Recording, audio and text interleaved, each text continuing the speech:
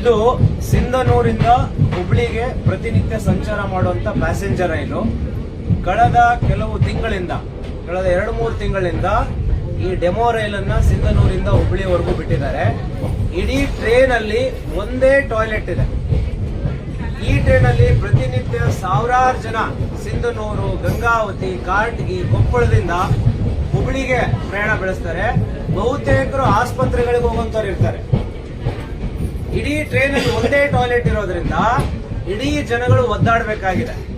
ನಾವು ಈ ಮೂಲಕ ಸಂಬಂಧಪಟ್ಟಂತ ರಾಜಕಾರಣಿಗಳಿಗೆ, ರೈಲ್ವೆ ಸಚಿವರಿಗೆ, ಕೊಪ್ಪಳದ ಸಂಸದರಿಗೆ ಮತ್ತೆ ಸ್ಥಳೀಯ ರಾಜಕಾರಣಿಗಳು, ಅದೇ ರೀತಿ ರೈಲ್ವೆ ಸಚಿವರಿಗೂ ಸಹ ಮನವಿ ಮಾಡ್ಕೊಳ್ತಾ ಇದ್ದೀವಿ. ಕೂಡಲೇ ಈ ಟ್ರೈನ್ ಅಲ್ಲಿ ಸರಿಯಾದ ಟಾಯ್ಲೆಟ್ ವ್ಯವಸ್ಥೆಗಳನ್ನ ಮಾಡಬೇಕು.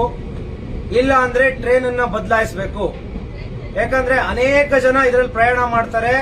ಯಾವುದೋ ಒಂದನ್ನ ಟ್ರೈನ್ ಅನ್ನು ಹಾಕಿ ಕನಿಷ್ಠ ಸೌಲಭ್ಯಗಳನ್ನ ಕೊಟ್ಟಿಲ್ಲ ಅಂದ್ರೆ ಇದು ಜನಗಳಿಗೆ ಮಾಡ್ತಾ ಇರ್ತಕ್ಕಂತ ದ್ರೋಹ ಆಗ್ತದೆ.